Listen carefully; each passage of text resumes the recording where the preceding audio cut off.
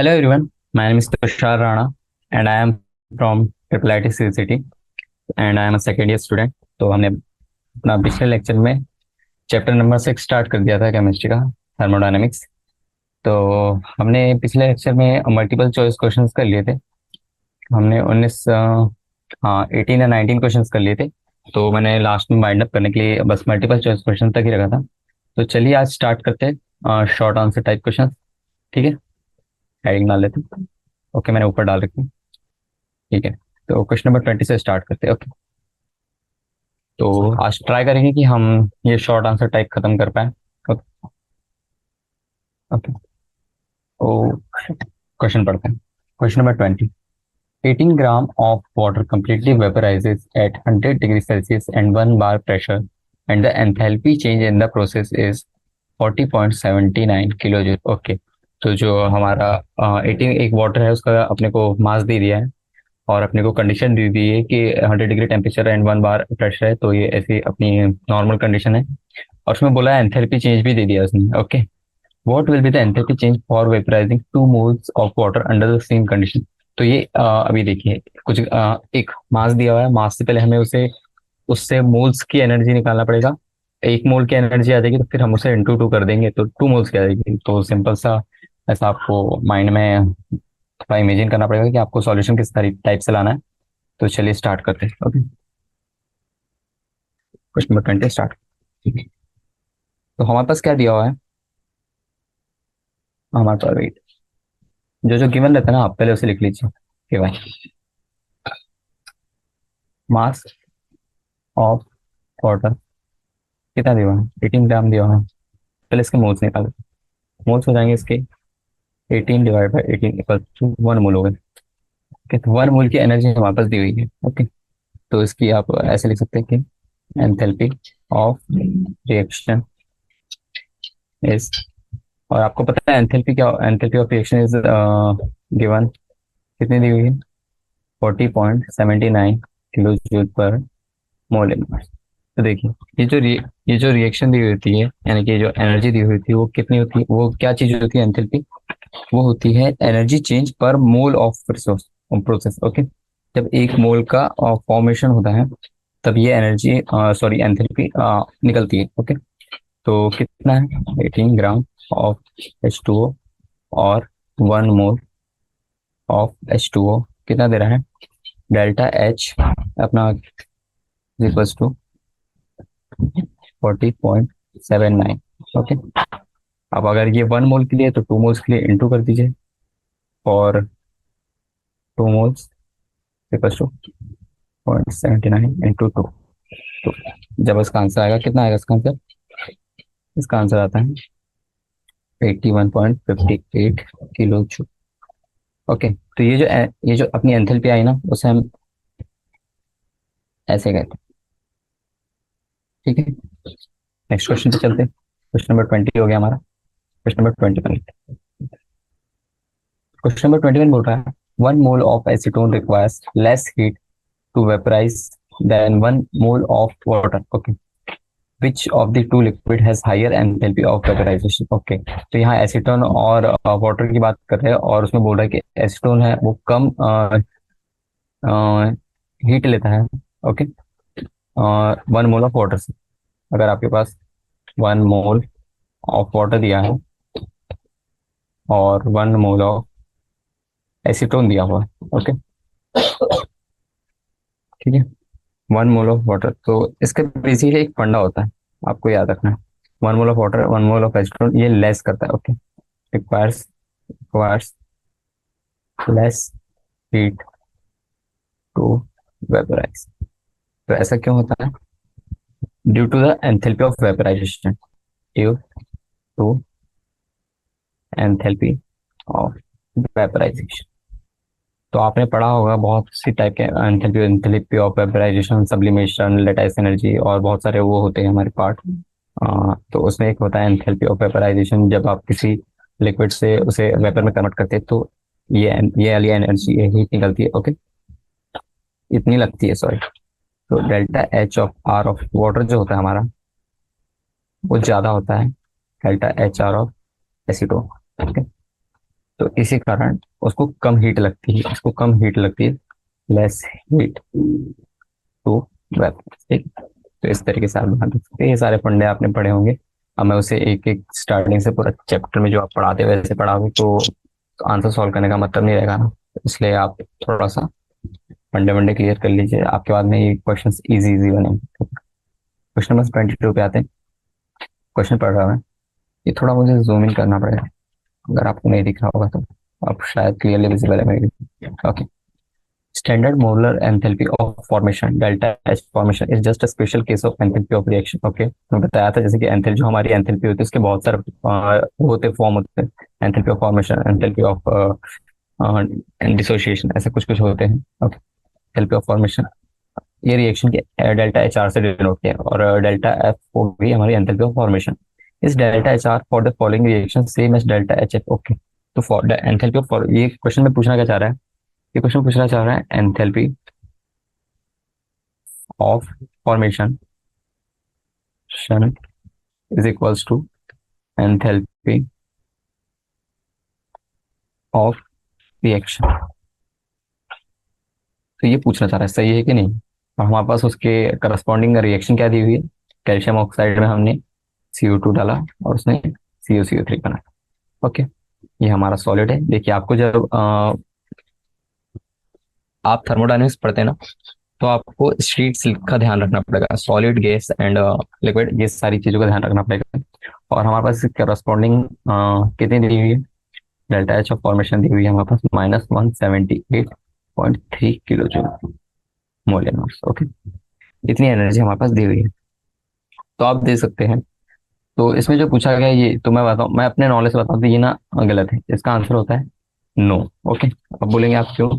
तो जो standard molar enthalpy of formation होती है रिएक्शन की, उसको हम ऐसे लिखते हैं, कैसे लिखते हैं, स्टैंडर्ड एंथैल्पी ऑफ फॉर्मेशन। देखिए ये जो डेल्टा फॉर्मेशन ये रिएक्शन का दिया हुआ है। ओके। इस रिएक्शन के करस्पॉन्डिंग जो ऑर्डर यानी कि जो एंथैल्पी दी हुई है वो ये दी हुई है, लेकिन जो हमारा स्टैंडर्ड एंथैल्पी ऑफ फॉर्मेशन होता है वो हम ऐसे लिखते हैं। अगर इसी रिएक्शन को हम अपनी इस फॉर्म में लिखे स्टैंडर्ड एंथैल्पी ऑफ फॉर्मेशन के, तो कुछ ऐसे लिखेंगे। इसका बेसिकली फंडा होता है 1 मोल फॉर्म होना चाहिए, 1 mole of compound, 1 mole of compound is formed from its constituent elements, यानी कि हमारे पास 1 मोल ही बनना चाहिए। लेकिन उसके लिए हमें रिएक्शन को थोड़ा बैलेंस करना पड़ेगा, जो कि पिछले वाली रिएक्शन में नहीं है। तो कैसे लिखेंगे, अगर हम एक एग्जांपल ले, CS solid plus carbon solid ऐसे लिख ले, और ये 3 टाइम्स O2O2।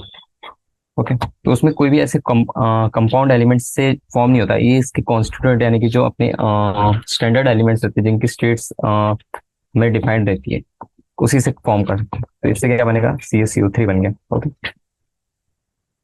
तो इस तरीके से हमारी फॉर्म होती है स्टैंडर्ड एंथैल्पी ऑफ फॉर्मेशन, और इसकी वैल्यू आती है delta H not of F। अब देखिए ये वाला जो हमने डेल्टा एच एफ लिख दिया, ये basically delta H F of इस रिएक्शन का है, जो रिएक्शन हमने लिखी है। ओके। और ये वाला जो डेल्टा एच एफ ये वाला आना था, तो देखिए रिएक्शन ही मैच नहीं कर रही, तो इसका आंसर आएगा नो। ओके। क्यों, एज द रिएक्शन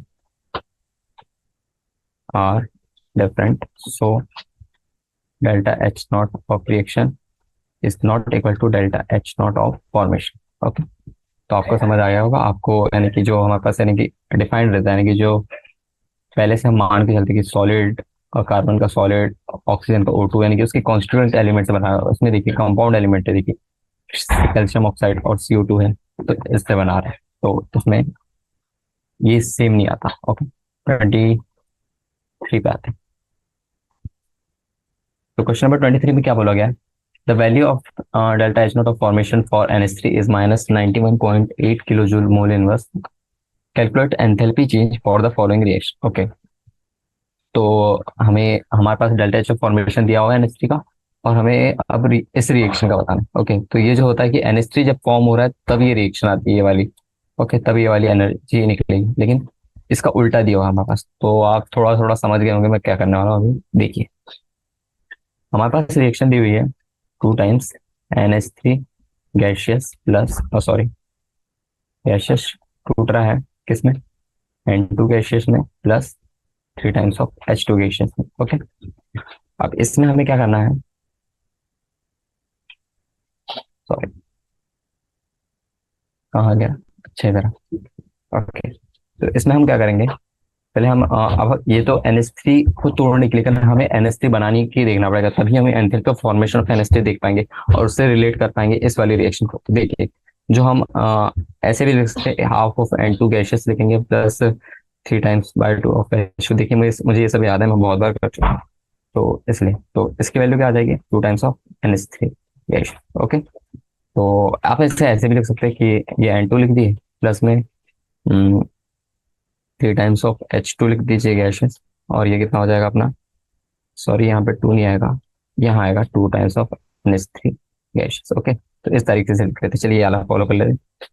तो ये जो फॉर्मेशन है, इसमें डेल्टा H0 ऑफ फॉर्मेशन कितना आ रहा है, डेल्टा H0 ऑफ फॉर्मेशन आ रहा है हमारा 91.8 kilo joule mole inverse. Okay, लेकिन ये हमारा क्या है, फॉर 1 मोल, क्योंकि जो डेल्टा H0 का एफ होता है फॉर्मेशन, उसमें सिर्फ 1 मोल ऑफ कंपाउंड बनता है।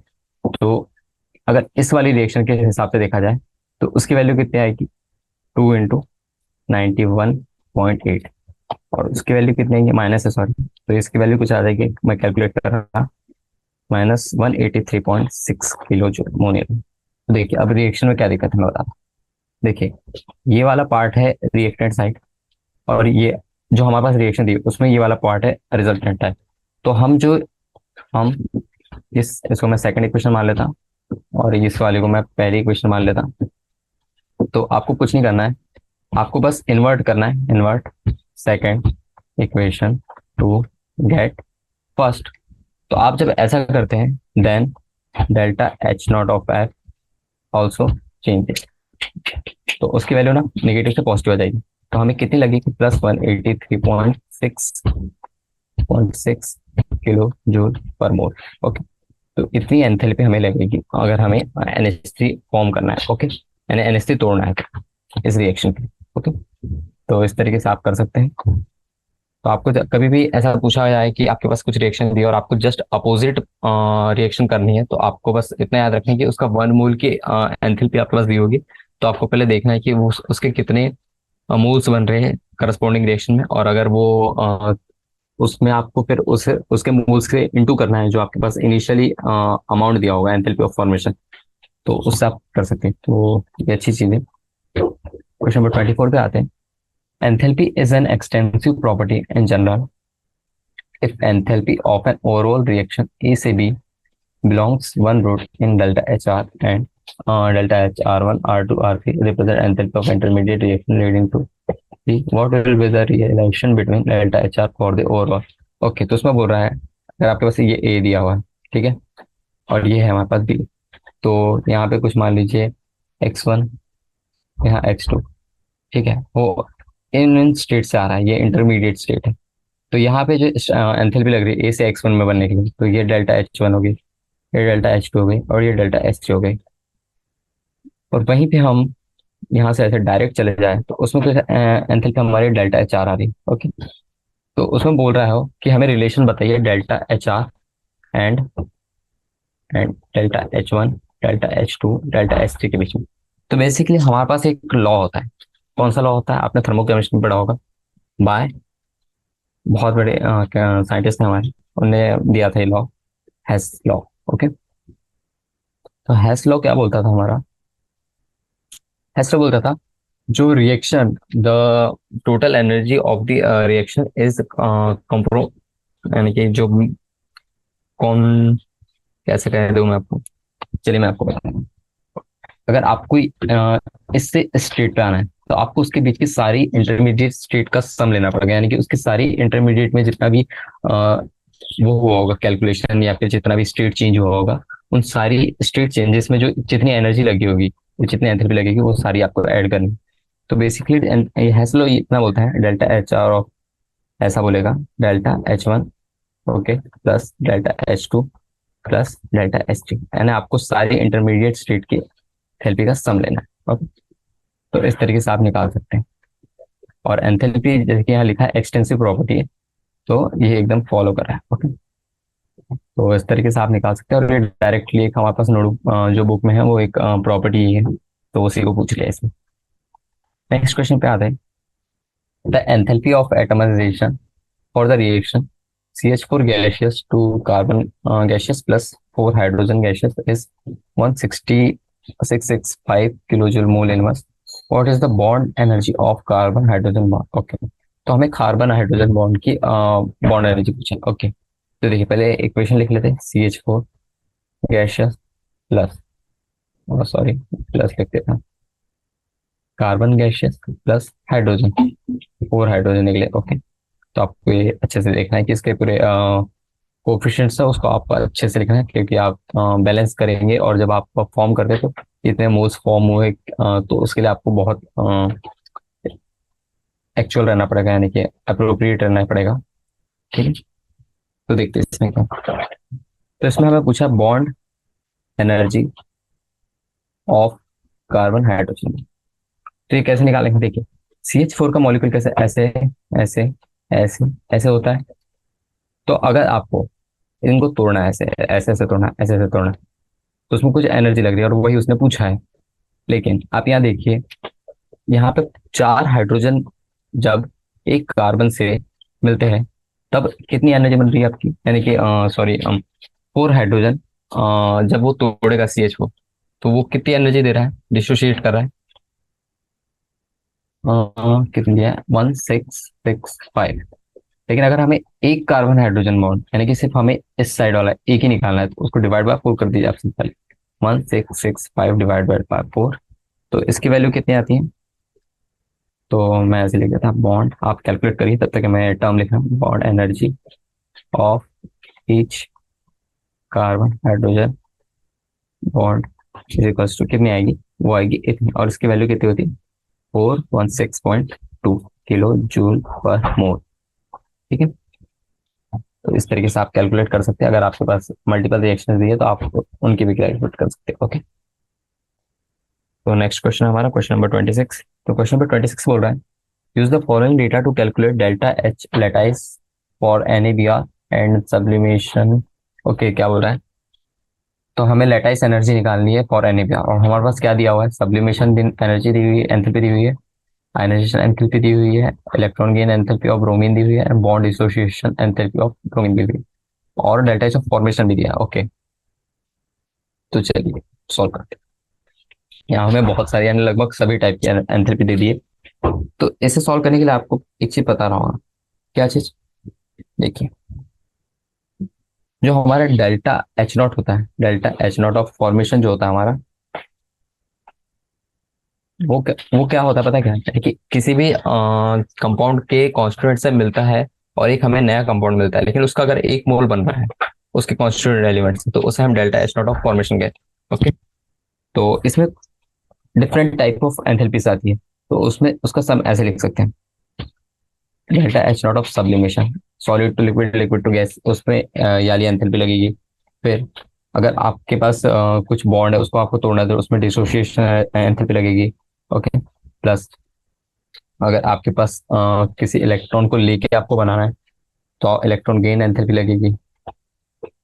और अगर आपको किसी को इलेक्ट्रॉन देना है फॉर्मेशन करने के लिए तो डेल्टा एच नॉट ऑफ आई लगेगी।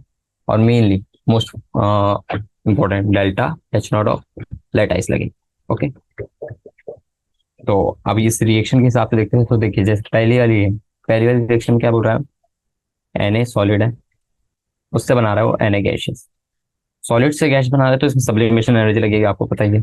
सब्लिमेशन क्योंकि सॉलिड डायरेक्ट रिएक्ट करके NABR नहीं बना सकता, उसको पहले उसके कौन से, यानी कि जो टर्म होती है जिससे फॉर्म कर सकता है वो अपना 1 मोल ऑफ कंपाउंड, तो उसके लिए आपको उसको सॉलिड टू गैसियस में कन्वर्ट करना पड़ेगा। तो उसकी डेल्टा सब्लिमेशन एनर्जी कितनी हो जाएगी, वो हो जाएगी कितनी हो जाएगी, 108.4, ये आपके पास दी हुई है। ओके, और फिर सेकेंड वाली जो हमारे पास एनर्जी दी उसके साथ देखा जाए तो Na, अब आपको NABR देखिए थोड़ा आयोनिक टाइप का रिएक्शन नहीं है, तो Na प्लस प्लस इलेक्ट्रॉन, क्योंकि उसमें इलेक्ट्रॉन्स का लेन देन होता है, तो इसलिए आपको पहले एक इलेक्ट्रॉन निकाल के Na पॉजिटिव बनाना पड़ेगा। तो delta H of ionization energy होगी कि ये एक इलेक्ट्रॉन दे रहा है, तो उसकी वैल्यू कितनी, 496 किलो जूल। ये सारी वैल्यूज हमें दी हुई है, आप वहां से चेक कर लीजिए। फिर वहीं पे अपना कौन सा हो गया, अब देखिए ब्रोमीन हो गया। अब ये तो यानी सोडियम की बात होती है, लेकिन अभी हम ब्रोमीन की भी देखना है। तो ब्रोमीन कैसे दिया, Br2 दिया हुआ था, और Br2 कैसे टूटेगा, Br में टूटेगा, लेकिन ये दो है तो इसका आधा ले लेते, तो उससे एक ही बनेगा। ओके, तो हमारे पास डिसोसिएशन एनर्जी कितनी दी हुई थी Br की, 192, लेकिन हमने तो इसका हाफ कर दिया ना, तो इसलिए आपको यहाँ डिवाइड करना पड़ेगा। आपको देखिए मोल्स का ध्यान रखना है कि आपको कितने मोल्स के कॉन्स्टिट्यूएंट एलिमेंट से कितने मोल्स ऑफ प्रोडक्ट बनता है, उस हिसाब से आपको कैलकुलेट करते जाना है एनर्जी भी। ओके, तो ये हमारा डिसोसिएशन एंथैल्पी आ गई। अब क्या बचा हमारा, अब हमारा बच गया इलेक्ट्रॉन गेन एंथैल्पी। अब देखिए सोडियम ने अपना इलेक्ट्रॉन दे के एक चार्ज बनाया, पर ब्रोमीन पे निगेटिव चार्ज आया, तो उसके लिए क्या करेंगे, ब्रोमीन में एक इलेक्ट्रॉन देंगे और उसका Br निगेटिव चार्ज बनाएंगे, तो इसमें मोल्स का उतना दिक्कत नहीं है, तो डायरेक्ट जो दिया हुआ है वो लिख लेंगे। इसकी वैल्यू कितनी है हमारे पास, -325। ठीक है, और हमारे पास डेल्टा एच एफ तो दिया था, और डेल्टा एच एफ तो मैं बताऊंगा भी नहीं, क्योंकि अभी जस्ट पिछले 2-3 एग्जाम्पल में मैंने आपको बताया कि वो उसके कॉन्स्टेंट एलिमेंट से जो हम एक मोल ऑफ प्रोडक्ट फॉर्म करते हैं वही उसका एंथैल्पी ऑफ फॉर्मेशन होता है। तो डेल्टा एच ऑफ NaBr कितना होगा, इज इक्वल हो जाएगा -360.1 किलो जूल। बेसिकली ये होता है Na plus plus Br minus, ये बनाता है NaBr। तो बस ये चीज लाने के लिए हमने इतना सब कुछ करा, पहले Na को तोड़ा गैशियस में, फिर गैशियस में फिर एक इलेक्ट्रॉन डाल के Na प्लस बनाया, फिर Br2 को डिसोशिएट किया, उसमें एक Br निकला, और उसके बाद में हमने उसमें इलेक्ट्रॉन दिया और Br माइनस बना के NaBr बनाया। ओके, तो ये चीज करने के लिए हमने ये सब किया। ओके, तो चलिए सारी वैल्यूज रखते कौन से फॉर्मूले में रखेंगे, ये हमारा जो फॉर्मूले सबसे ऊपर लिखे हैं उसमें लिखते हैं। तो डेल्टा एच ऑफ फॉर्मेशन कितना हो जाएगा, -360.1। इसकी वैल्यू कितनी, सब्लिमेशन एनर्जी लिखते करें। सब्लिमेशन एनर्जी कितनी दी हुई थी हमारे पास, सब्लिमेशन एनर्जी दी हुई है 108.4। इसमें प्लस करेंगे एंथैल्पी ऑफ, तो मैं सब लिखते जा रहा, आप देखिए 192 डिवाइड बाई 2, तो उसकी वैल्यू कितनी आई थी, 96 आई, और प्लस में डेल्टा एच नॉट ऑफ लैटाइस। तो बस सिंपल है, एच नॉट को जैसे वैसे रखिए और बाकी सबको माइनस में कन्वर्ट कर दीजिए। -360.1 -108.4 -496, माइनस से तो जाके +325 हो जाएगा, और उससे आपको डेल्टा एच ऑफ लैटाइस आ जाएगा। तो उसकी वैल्यू कितनी आती है आप कैलकुलेट कीजिए, मैं कैलकुलेटर का यूज़ कर रहा हूँ, आप मैनुअली कैलकुलेट कीजिए तो आपके लिए अच्छा होगा। तो ये प्लस प्लस माइनस, और ये माइनस है 4 माइनस, तो ये कितना हो गया, 735.5 kilo joule mole inverse. Okay, तो इस टाइप में आ रहा है हमारा एनर्जी एंथैल्पी का फॉर्म। ओके, तो ये वाली लेटाइस एंथैल्पी आ जाएगी।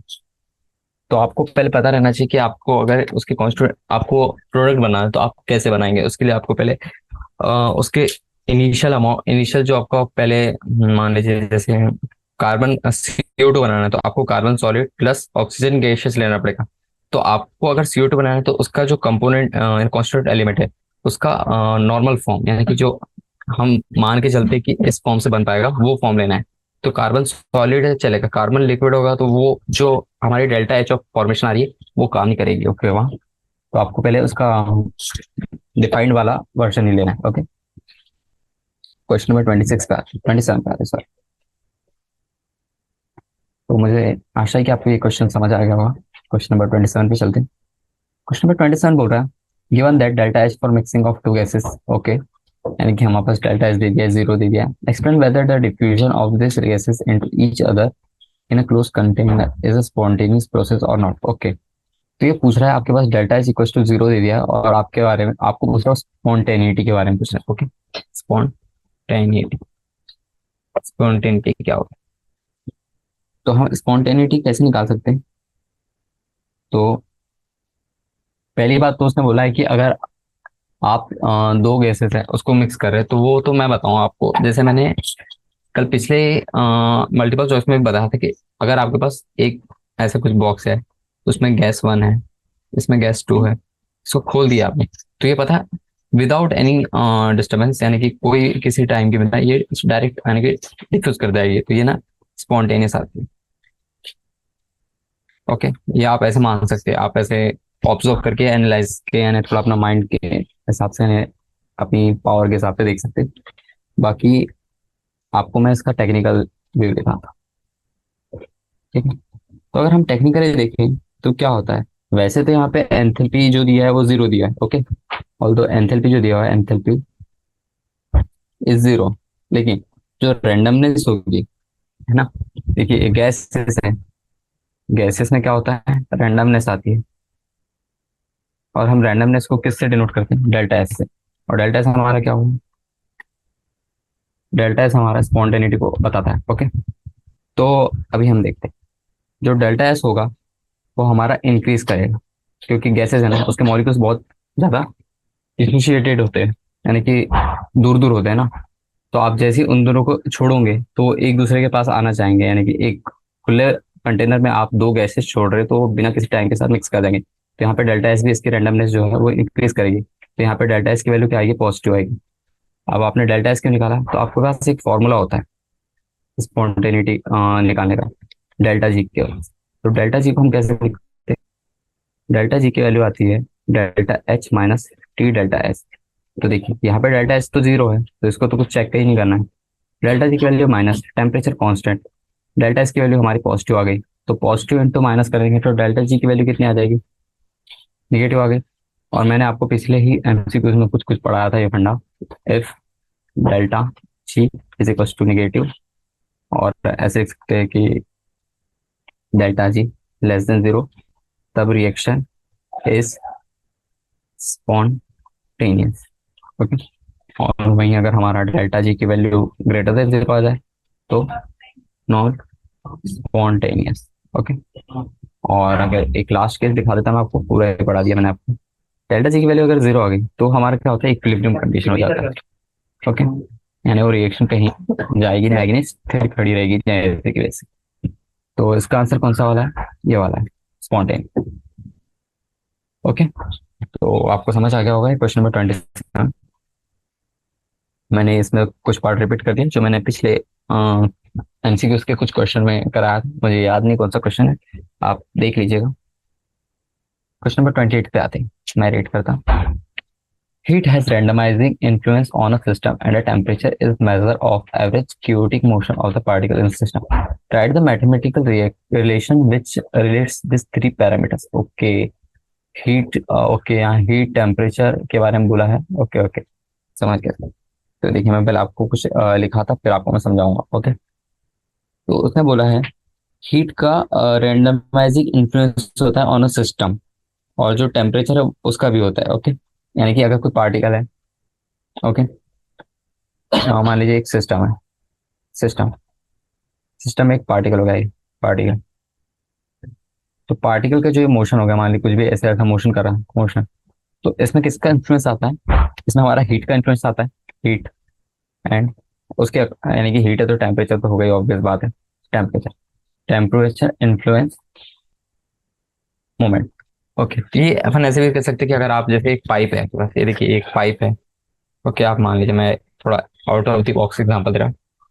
अगर आपके पास एक पाइप है, अगर आप पाइप, यानी कि ये प्लास्टिक का पाइप है जो हमारा घर पे होता है ना, पानी वाला, जिससे पानी अपन ट्रांसफर करते हैं। अगर आपको एक, आप इससे थोड़ा हीट करेंगे, हीट, तो यहाँ पे टेम्परेचर बढ़ेगा, ओके। तो यहाँ टेम्परेचर बढ़ गया, टेम्परेचर बढ़ता है, बड़ा होता है, तो यहाँ इसके जो पार्टिकल्स होते हैं वो लूज हो जाते हैं, तो वो थोड़ा मूवमेंट करते हैं।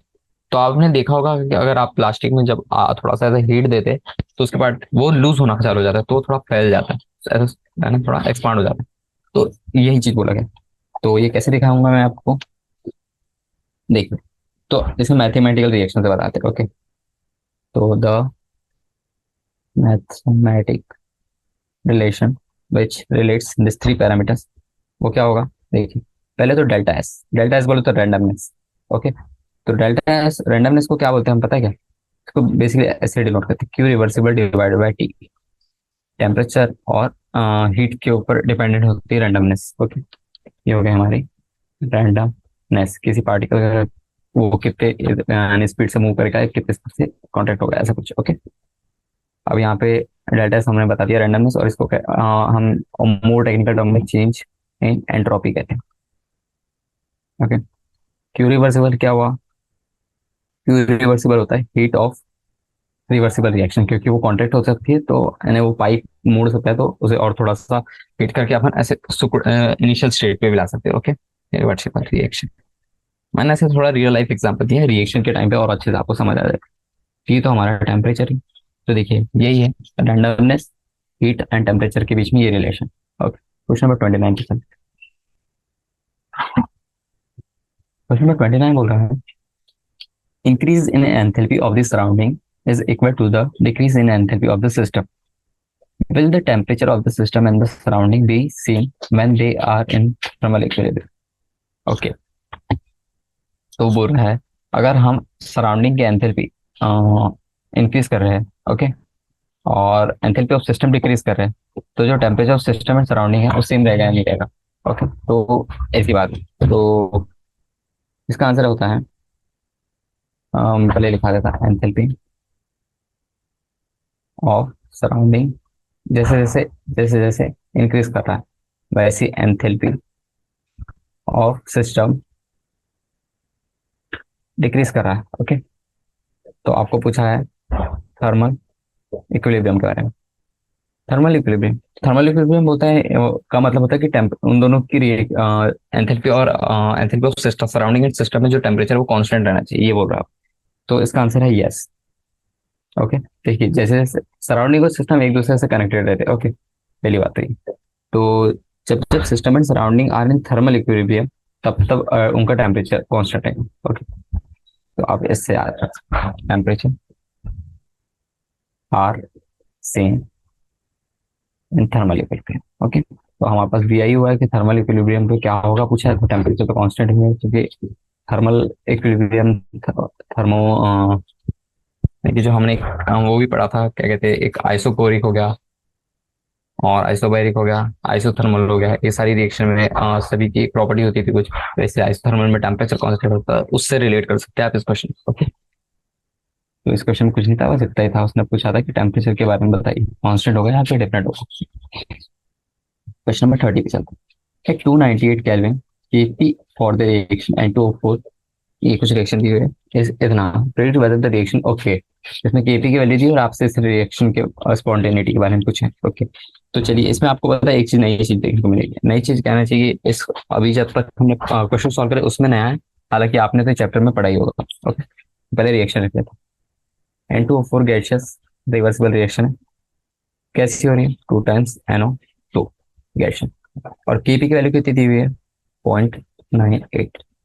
तो देखिए एक फॉर्मूला था, आप रिकॉल करेंगे तो आपको फॉर्मूला याद आएगा, डेल्टा जी नॉट आर, यानी डेल्टा जी नॉट की बात कर रहा हूं। Okay, minus RT ln Kp standard enthalpy है। ओके, स्पॉन्टेनिटी का चेक करेंगे तो इसकी value minus RT ln Kp, बस आपको वैल्यू पुट करना और आंसर चेक करना कि माइनस RT, इससे तो कुछ होगा नहीं डिफरेंट, लेकिन जो लॉग ऑफ 0.98 होता है उसकी वैल्यू आती है निगेटिव। किसकी वैल्यू आती है, इसकी वैल्यू, क्योंकि देखिए 1 से लेस है। देखिए ये जो है Kp <1, तो इसकी वैल्यू जो आएगी निगेटिव आएगी, और हमारा बाहर भी एक निगेटिव है, तो इंटू करेंगे तो ये हो जाएगा पॉजिटिव। तो इसके साथ हमारा डेल्टा जी नॉट आ रहा है जो रिएक्शन का, वो आ रहा है हमारा पॉजिटिव। और जब हमारा डेल्टा जी की वैल्यू पॉजिटिव आती है, जब जस्ट इसके पहले के पहले क्वेश्चन में हमने करा, अगर हमारा डेल्टा जी पॉजिटिव आ रहा है तो वन, तो हमारी रिएक्शन हो जाएगी नॉन स्पॉन्टेनियस। ओके, तो आपको ये देखते जाना चाहिए, आपको मल्टीपल फॉर्मुलेज मल्टीपल मैनिपुलेशंस आना चाहिए कि आपके पास ये दिया है तो आप कैसे कैलकुलेट कर सकते हैं। ओके, ठीक है, तो नेक्स्ट क्वेश्चन पे आगे बढ़ते हैं। क्वेश्चन नंबर 30, क्वेश्चन नंबर 31 देखते हैं। A sample of 1 mole of monoatomic ideal gas is taken through a cycle process of expansion and compression as shown. What will be the value of delta H for the cycle as whole? Okay, तो इसमें बोला है कि delta H की value बताना है for cycle. तो देखिए मैं ज्यादा कुछ नहीं बताऊंगा आपको, बस ये देखिए प्रेशर का ग्राफ ये है, ये अपना वॉल्यूम का ग्राफ है, और आपके पास रिएक्शन दी हुई है ऐसी कुछ। तो मैं आपको एक चीज बता रहा हूँ कि यार मैं ड्राइंग बहुत गंदी है, राइटिंग कोई नहीं, पर आपको समझ में पूरा आ रहा है। ठीक है, ये 1 हो गया पहली स्टेट, ये तीसरी स्टेट, ये सेकंड स्टेट। तो ये देखिए ये ऐसे जा रहा है, ये ऐसे जा रहा है, ये ऐसे जा रहा है। तो आपको यहाँ क्या दिख रहा है, मेन चीज यहाँ है साइक्लिक। और जब भी केमिस्ट्री, जब तक हम केमिस्ट्री पढ़ रहे हैं और उसमें अगर साइक्लिक प्रोसेस आ जाए तो आपको ना आगे देखना है ना पीछे देखना है, डेल्टा एच की वैल्यू हमारी जीरो आएगी। बस इतना याद रखना। साइक्लिक प्रोसेस है तो डेल्टा एच हमारा जीरो आता है, बस इतना याद रखना। तो इसका आंसर हो जाएगा जीरो। नेक्स्ट क्वेश्चन की ओर आगे बढ़ते हैं, क्वेश्चन नंबर 30। तो क्वेश्चन नंबर 32 बोल रहा है the standard molar entropy of H2O is 70 joule kelvin mole. Okay, will the standard molar entropy of H2 be more और लेस देन? ओके, तो standard molar entropy of H2O liquid की दी हुई है और हमें अब सॉलिड की पूछ लिया उसने। तो देखिए मैंने आपको पहले ही बताया था कि अगर आप थर्मोडायनेमिक्स थर्मोकेमिस्ट्री पढ़ रहे हैं तो आपको उसकी स्टेट्स का ध्यान रखना है। Okay, you have to check states. अगर आपको स्टेट्स चेक करना है तो आपको क्या करना पड़ेगा, पहले जैसे पहले वाला कह दिया हुआ है H2O लिक्विड, H2O लिक्विड में की दी हुई है 70 joule kelvin inverse mole inverse, ये दी हुई है। और ये हम स्टैंडर्ड मोलर एंट्रोपी की बात कर रहे हैं पहली बात। ओके, तो जो हमारा सॉलिड फॉर्म होता है H2O का वो क्या होता है? ओके, अब फिर सॉलिड फॉर्म की बात कर ले। Solid form is equal to solid होता है, यानी कि किस फॉर्म में होता है? आइस में होता है। ओके, और जो आइस के मॉलिक्यूल्स होते हैं वो लिक्विड से तो कम ही है। देखिए गैस के मॉलिक्यूल्स मोस्ट रैंडम, यानी कि वो कहीं पे भी जा सकते हैं। लिक्विड के जो होते हैं वो लेस रैंडम होते हैं as compare to this one, तो इसके सबसे ज्यादा हो गया। और हमारा जो सॉलिड होता है उसके लीस्ट रैंडम है, यानी कि एकदम क्लोजली पैक होते हैं तो वो उतना स्पॉन्टेनिटी दिखाता नहीं है। ओके, तो हम ऐसे देख सकते हैं।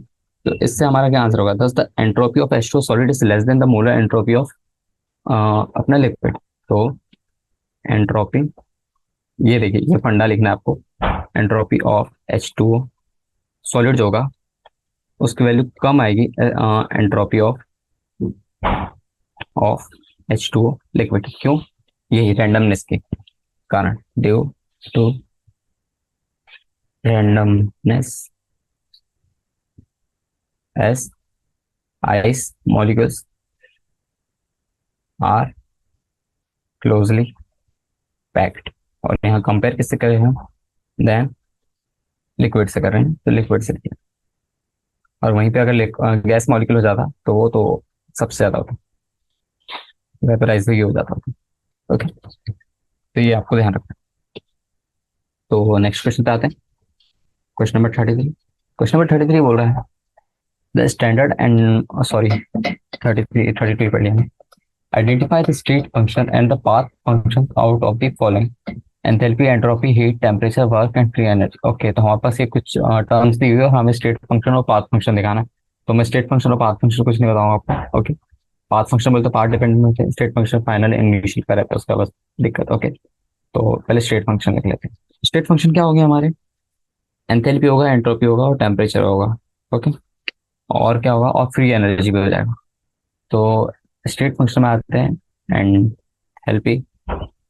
ओके, फिर आता है हमारा एंट्रोपी। देखिए ये सब पाथ के इंडिपेंडेंट होते हैं, इसमें बस इनिशियल फाइनल वैल्यू चाहिए नहीं बस। ओके, फिर हो गया टेम्परेचर और हमारा फ्री एनर्जी। एनर्जी के सारे फॉर्म, ओके, एनर्जी के सारे फॉर्म अपने स्टेट फंक्शन में आते हैं। और हमारा जो पाथ फंक्शन जो पाथ पे एकदम एक्सट्रीमली डिपेंडेंट होते हैं, उनसे वैल्यू की पॉजिटिव नेगेटिव आ जाती है। उसको वो कुछ ऐसे हैं, जैसे कि हम पहला हो गया वर्क। ओके, और दूसरा क्या होगा? हीट। यहाँ पे देखना है ना, उस हिसाब से ये दो। तो इसके बारे में ज्यादा डिस्कस नहीं करेंगे, ये बहुत इजी पढ़ने थे। तो आपको ये आते भी हो गए मैं मान के चल रहा हूँ, क्योंकि एकदम चैप्टर के स्टार्टिंग में ही पढ़ाते सारे टीचर्स आपको। और अगर आपको थोड़ी दिक्कत आ रही है इसका मतलब कि आपने चैप्टर में यहाँ पे दिक्कत आ रही है, इसमें चैप्टर आपने थोड़ा अच्छे से पढ़ा नहीं है, तो आपको चैप्टर अच्छे से पढ़ना पड़ेगा, थोड़ी हार्ड प्रैक्टिस करनी पड़ेगी।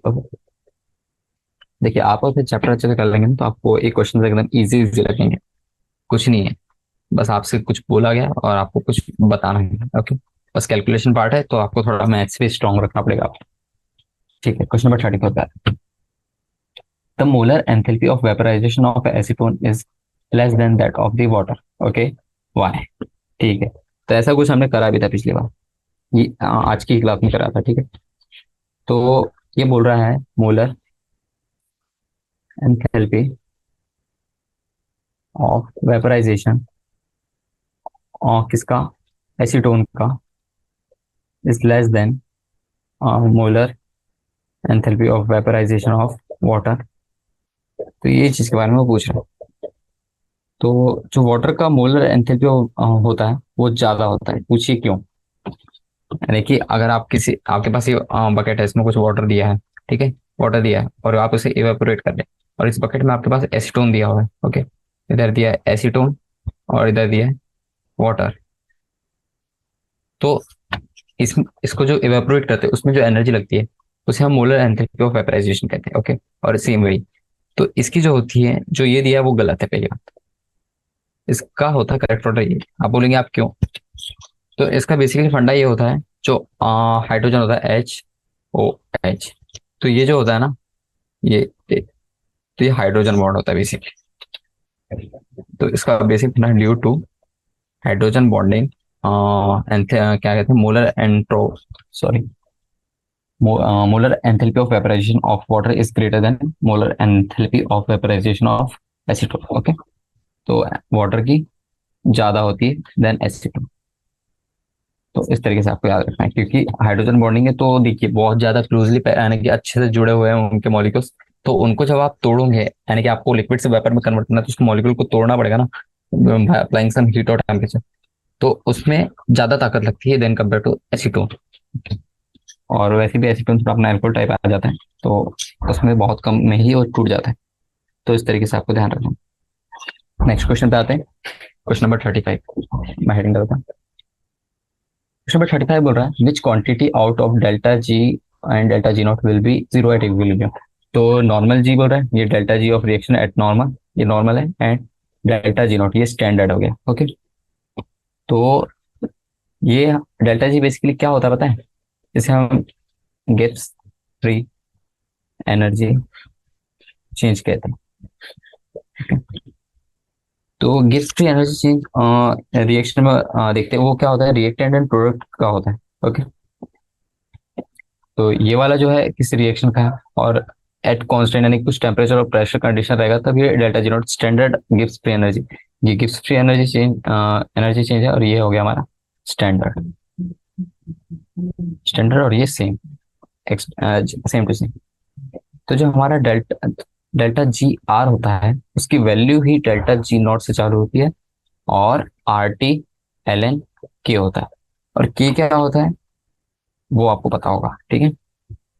तो जब इक्विलिब्रियम की बात कर लेते हैं, एट इक्विलिब्रियम, तो जब इक्विलिब्रियम आता है तो हमारा डेल्टा जी की वैल्यू जीरो होता है। किसकी? डेल्टा जी नॉट की वैल्यू। Okay, delta G not, sorry, हाँ, डेल्टा जी ऑफ रिएक्शन की वैल्यू जीरो हो गई, तो इसकी वैल्यू कितनी है, डेल्टा जी आर की वैल्यू G not plus RT ln K, ऐसा आता है। तो जो रिएक्शन की वैल्यू होती है हमारी, रिएक्शन की गिब्स की एनर्जी वो जीरो आ जाती है। तो डेल्टा जी आर नॉट की वैल्यू यहाँ से क्या आ जाएगी, -RT ln K। तो अब आप इसके बारे में बात करें तो इसमें क्या होता है पता है क्या, अगर K की वैल्यू हमारी 1 है तब delta G not of reaction कितना हो जाएगा, जीरो हो जाएगा। लेकिन इफ एल्स ले लेते हैं, else delta G not of reaction is not zero. तो देखिए हमने सारी चीजें के बारे में बात कर ली। तो क्या बोला है, which out quantity out will be zero at equilibrium. Okay, तो देखिए delta G R equal to zero होता है हमारा कब, जब के की वैल्यू 1 हो और बाकी समय नॉन जीरो होता है, और डेल्टा जी ऑफ रिएक्शन तो हमारा जीरो ही होता है। ओके, ये वाला, तो दोनों जीरो होते हैं, बस जो हमारा स्टैंडर्ड होता है उसमें एक कंडीशन आती है, अगर के की वैल्यू हमारी 1 के इक्वल नहीं है, क्योंकि लॉग ऑफ 1 हमारा जीरो होता है। ठीक है, क्वेश्चन नंबर 36 का। तो क्वेश्चन नंबर 36 बोल रहा है predict the change in the internal energy for an isolated system at constant volume. Okay, तो ये देखते हैं, तो ये अच्छा क्वेश्चन है, ठीक है। ओके, तो जो अब पहले कांस्टेंट, पहले कंडीशन लिख लेते हैं, जो लिखा है एट कांस्टेंट वॉल्यूम। तो कांस्टेंट वॉल्यूम में क्या होता है, यानी कि वॉल्यूम मान लीजिए V1 इक्वल्स टू V2 होता है, ऐसे मान लीजिए जितनी भी वॉल्यूम की स्टेट्स दी हुई है हमारे पास। ओके, तो इसमें एक फॉर्मूला आता है Q is equals to delta U minus work done, या फिर डेल्टा इज इक्वल्स टू और delta U is equals to Q plus work done, ऐसा लिख सकते हैं। ठीक है, दोनों तरीके से कर सकते हैं। तो आप देखिए, जो वर्क डन होता है हमारा, work done is equals to कितना होता है,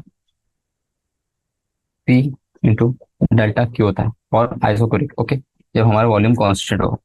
ठीक है, और इसकी वैल्यू हम कैसे लिखते हैं, की वैल्यू लिखते हैं हम P delta V plus A U।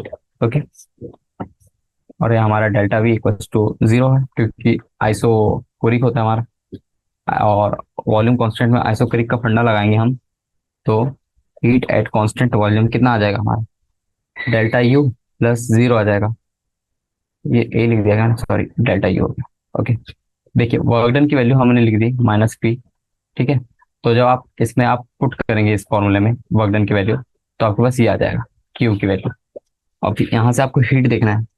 ठीक है, तो चेंज इन इंटरनल एनर्जी कितनी होगी हमारी, चेंज इन इंटरनल, यही तो पूछा है हमसे, internal energy at constant pressure. अब प्रेशर पे निकाल लेते हैं, तो उसकी वैल्यू कितनी है, QP इज इक्वल टू कितना हो जाएगा, प्रेशर इंटू डेल्टा V हो जाएगा प्लस डेल्टा U हो जाएगा। तो उसकी वैल्यू कितनी आ जाएगी, वॉल्यूम तो अभी प्रेशर कांस्टेंट है, प्रेशर कांस्टेंट है, तो जब ये फॉर्मूला लगाएंगे, since delta U plus P times delta V equals to delta H होता है, तो ये पे हमारा क्या आ जाएगा, QP की वैल्यू आ जाएगी delta H change in enthalpy. Okay, QP क्या डिनोट कर रहा है, हमारा चेंज इन एंथैल्पी डिनोट कर रहा है। तो इससे क्या पता चल रहा है, हेंस एट कांस्टेंट वॉल्यूम और कांस्टेंट प्रेशर। देखिए हमने पहले कांस्टेंट वॉल्यूम के लिए निकाला था, ये कांस्टेंट वॉल्यूम, ये हमारा कांस्टेंट प्रेशर। तो कांस्टेंट वॉल्यूम और कांस्टेंट प्रेशर पे जो हीट चेंज होता है वो एक स्टेट फंक्शन होता है। ओके, और उसकी वैल्यू क्या आती है, डेल्टा U और डेल्टा H के बराबर आती है। कैसे, ठीक है, तो इस तरीके से आप कह सकते हैं कि ये सारी कंडीशन होगी तब आपकी delta H, sorry, delta U and delta H जो हमारा स्टेट फंक्शन है। ओके, और इसकी वैल्यू आती है इंटरनल एनर्जी।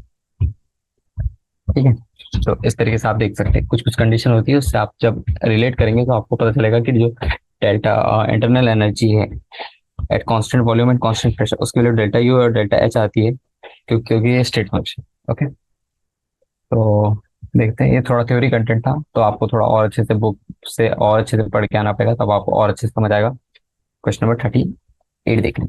ओके, सॉरी, हमने 37 कर लिया, 36 नहीं करा क्या, सॉरी, मैंने गलत हेडिंग डाली, 37, चलिए ठीक है, 38 देख लेते हैं, 36 देख लेते हैं। ओके,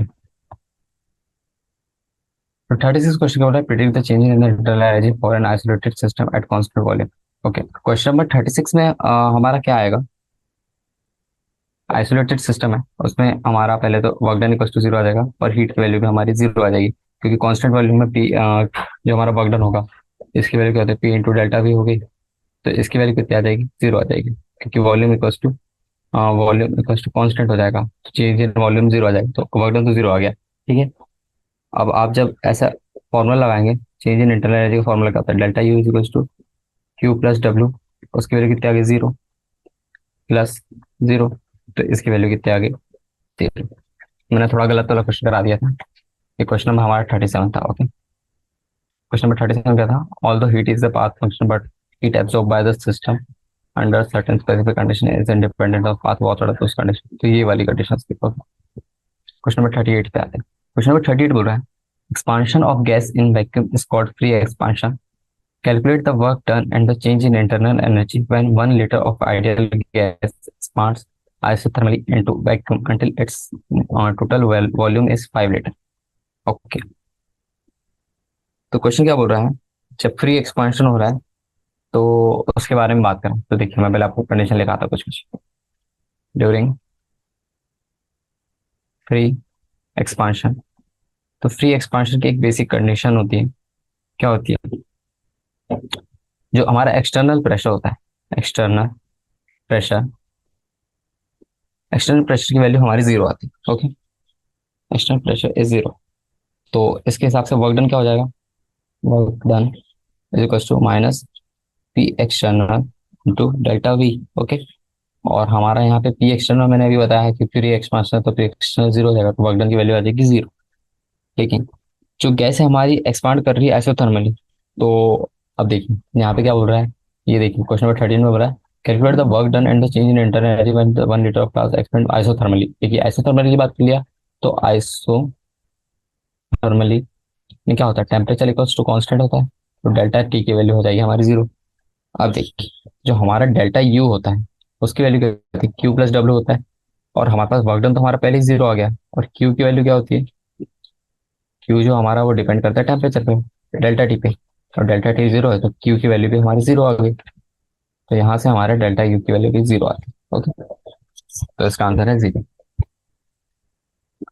तो इस तरीके से आपको सॉल्व करने क्वेश्चन। क्वेश्चन नंबर 39 करते हैं। क्वेश्चन नंबर 39 बोल रहा है heat capacity Cp is an expensive property but specific heat C is an intensive property. देखिए हीट कैपेसिटी और स्पेसिफिक हीट दोनों में अंतर है।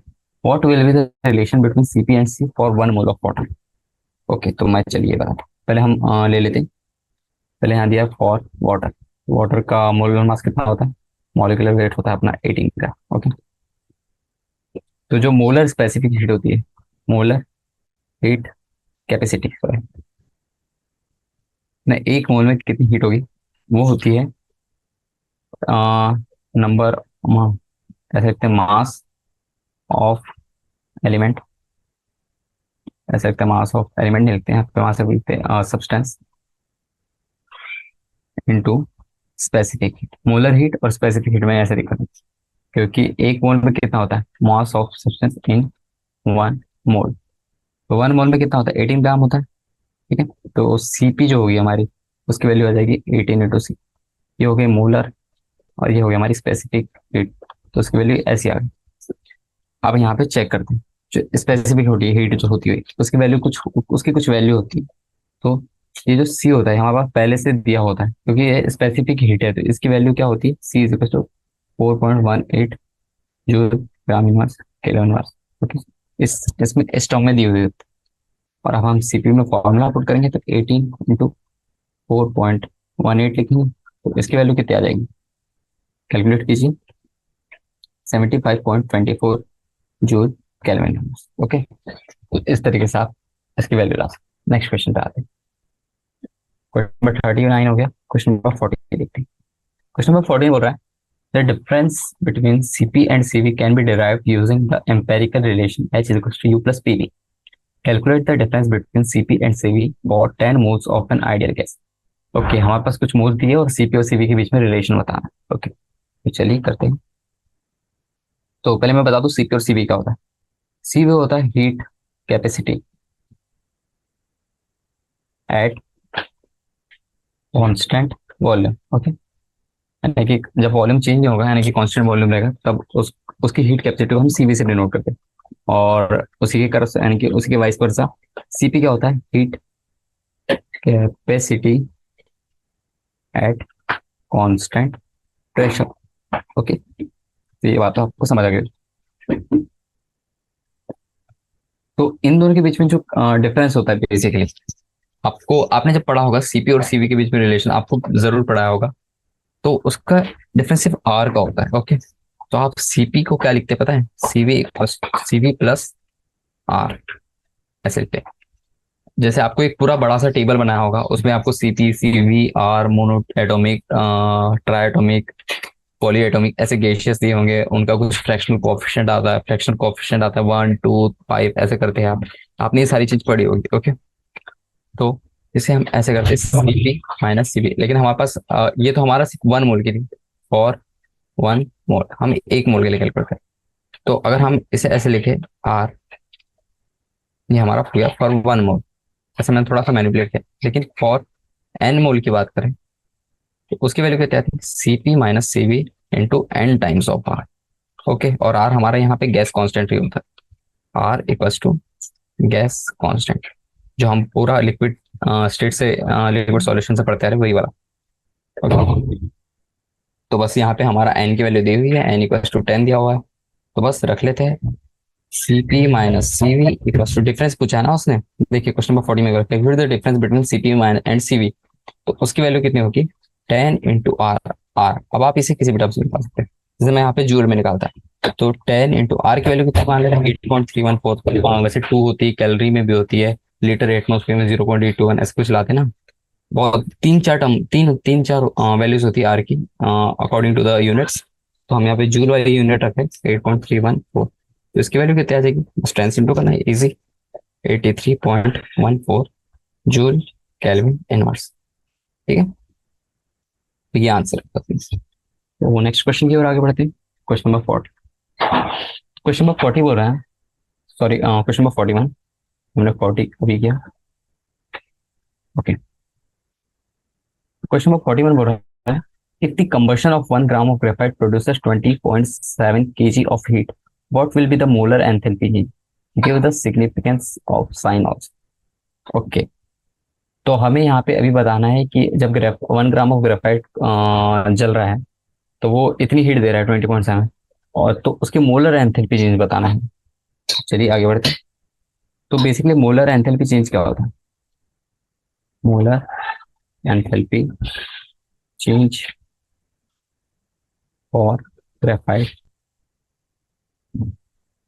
जैसे हम डेल्टा एच से डिनोट करते हैं, उसकी वैल्यू होती है is equal to enthalpy change for 1 gram into molar mass of carb.